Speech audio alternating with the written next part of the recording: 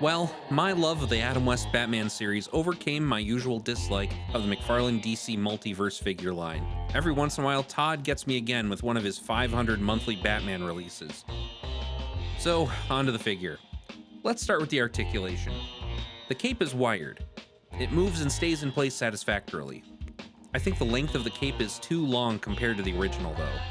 I'm guessing they just reused a pattern from another Batman and called it a day. You get double elbows that get you a pretty good amount of bend, and double knees that do the same.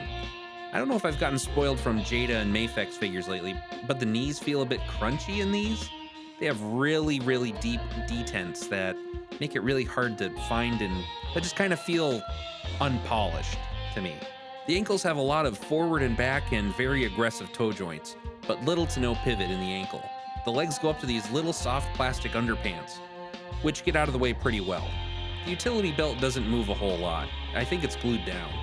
Up in the shoulders, there is this weird articulation. It moves around pretty decently, but this piece on the inside is bizarre. It gets in the way sometimes, and I don't think it looks great. But I guess it gets the job done and lets him put his arms pretty close to his sides. He looks like the guy standing there emoji. I'm not very impressed with the ab crunch. It goes back really far, but doesn't go forward at all.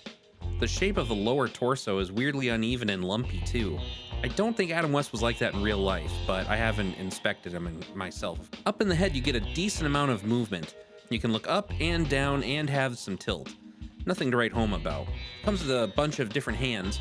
He's got the two Batuzzi hands, a pointing left hand, and a chin-stroking right hand. And he doesn't have fist hands, but he has these grabbing hands that sort of stand in for him. It also comes with a couple of other accessories. A Batarang and the Bat Radio. The Batarang has a little hole in it to add a string or something else to turn it into a grappling hook like in the show. I used the jumbo paperclip to achieve the effect. That way it gives it some posability. Aesthetically, I think it does okay. The face looks pretty good, but the rest of the paint is pretty plain. I guess a lot of that might be the design of the character. And in the sculpt, I'm not super impressed by the kinda cruddy edges on the joints on the elbows and knees. Just feels a little sloppy. Here he is next to the DC Multiverse, the Batman and Arkham Knight Batmans, and next to the Marvel Legends Deadpool Legacy Wolverine and Deadpool, the Star Wars Black Series Dedra Miro and Cassian Andor, the ZD Toys Wolverine and NECA Bob Ross, the Mafex Comic and MCU Classic Captains America, Jada Toys Chester Cheetah and the Jakks Pacific Homer Simpson, and finally the Jazzwares Halo Infinite Master Chief and Halo Wars Jerome. If you're a big 66 Batman fan like me, I think this figure is alright. Not amazing, not horrible. But all the little flaws with it add up to me thinking it's a skip for anyone who isn't super into the series. Do you collect McFarlane figures? Let me know in the comments and check out the video on your screen right now. I'll see you again, same bat time, same bat channel,